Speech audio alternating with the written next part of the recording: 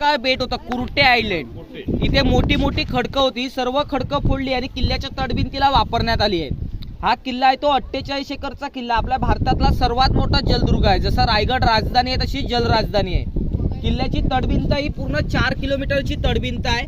तटभिंतीची उंची 30 ते 35 फूट आणि 7 ते 8 फूट रुंद आहे चालण्यासाठी। 25 नोव्हेंबर 1664 ला किल्ला बांधायला सुरुवात झाली आणि 29 मार्च 1667 ला किल्ला बांधून पूर्ण झाला। किल्ला बांधायला 2 वर्ष 4 महिने 4 दिवस, अवघ्या 2.5 वर्षात किल्ला बांधून पूर्ण झाला। हिरोजी इंदुलकर होते इंजिनियर, ज्याने ह्या किल्ल्याचं बांधकाम झाल्यानंतर रायगडचं बांधकाम केलं होतं। हिरोजी इंदुलकर। गोविंद विश्वनाथ प्रभू होते त्या काळातले किल्लेदार आणि सेनापती होते दौलत खान।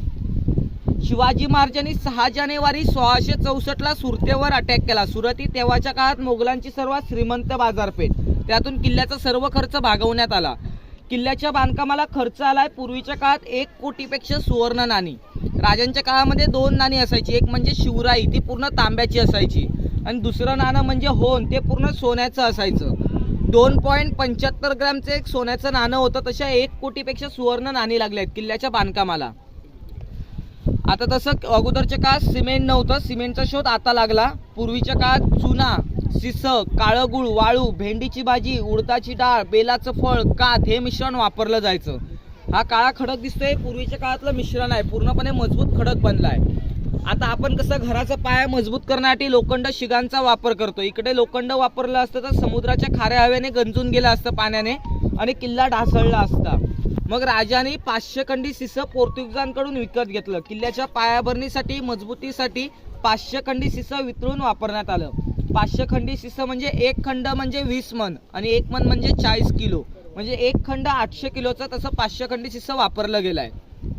येताना ही एक मोठी खडकं दिसली, सर्व खडकं फोडली आणि किल्ल्याच्या तटभिंतीला वापरण्यात आली। याला गारबोटीचा दगड म्हटला जातो, ज्याने आग पेटवतात तो दगड।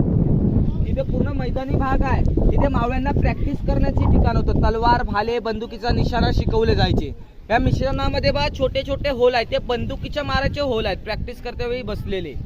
पूर्ण किल्ल्याची रचना पाहिली तर नागमोडीच्या वळणावर आहे, प्रत्येक ठिकाणी टर्न दिलाय। किल्ला जर सरळ बांधला असता तर लाटा अजून तुटला असता, म्हणून नागमोडीच्या वळणावर किल्ला बांधण्यात आलाय। किल्ल्याच्या तटभिंतीवर चढ उतरण्यासाठी 48 ठिकाणी पायऱ्या आहेत आणि त्या पायरीच्या बाजूला बघा चौकोनी खिडकी दिसते भिंतीमध्ये।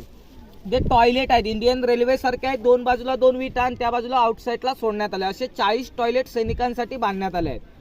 आणि या तटभिंतीवर प्रत्येक ठिकाणी बुरुज आहेत, म्हणजे त्या ठिकाणी सैनिक असायचे तोफा घेऊन। त्यातला सर्वात मोठा बुरुज तो टेहळणी बुरुज, टेहळणी करण्याचं ठिकाण। तसंच राजाने पहिली नेव्ही बांधली, आरमार, म्हणून शिवाजी